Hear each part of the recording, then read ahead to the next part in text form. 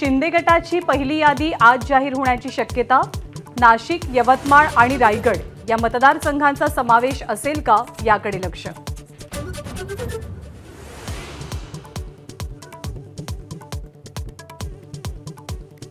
ठाणे लोकसभेची जागा भाजपला मिळावी यासाठी देवेंद्र फडणवीस कमालीचे आग्रही।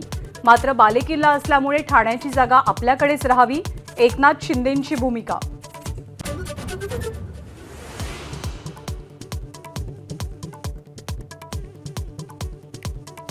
विद्यमान खासदारांची तिकीटं कापली जात असल्यामुळे शिवसेनेत अंतर्गत नाराजी। निगेटिव्ह सर्व्हेचं कारण देत खच्चीकरण, नेत्यांमध्ये नाराजीची भावना।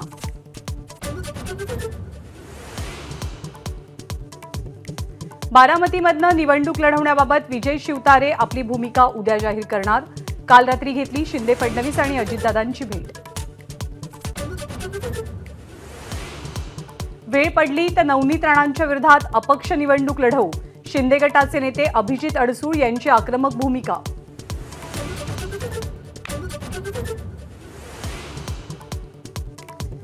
सांगलीच्या एका जागेसाठी काँग्रेस देशाचं पंतप्रधान पद घालवणार आहे का? संजय राऊतांचा काँग्रेसला सज्जड इशारा।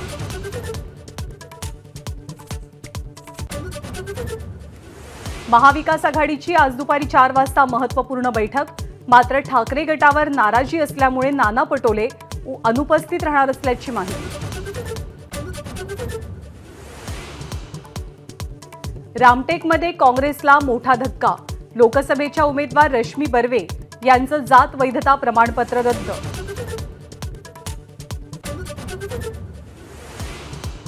रामटेक मतदारसंघात वंचितकडून 2 उमेदवारांना एबी फॉर्म। शंकर चहांदे आणि किशोर गजभिये या दोनही उमेदवारांनी आपल्या अर्जांसोबत वंचितचे एबी फॉर्म जोडले। राज्याच्या मुख्य सचिव पदासाठी 3 अधिकाऱ्यांची नावं निवडणूक आयोगाला सादर। सुजाता सौनिक, इक्बाल सिंग चहल आणि राजेश कुमार यांची नावं चर्चेत। महाराष्ट्र एटीएसचे प्रमुख सदानंद दाते यांची एनआयएच्या महासंचालकपदी नियुक्ती। मराठमोळ्या अधिकाऱ्यावर केंद्र सरकारकडून मोठी जबाबदारी। आज तिथीनुसार शिवजयंतीचा उत्साह। मुंबईतल्या आंतरराष्ट्रीय विमानतळ परिसरात उद्धव ठाकरेंकडून शिवरायांना अभिवादन। एबीपी माझा, उघडा डोळे बघा नीट।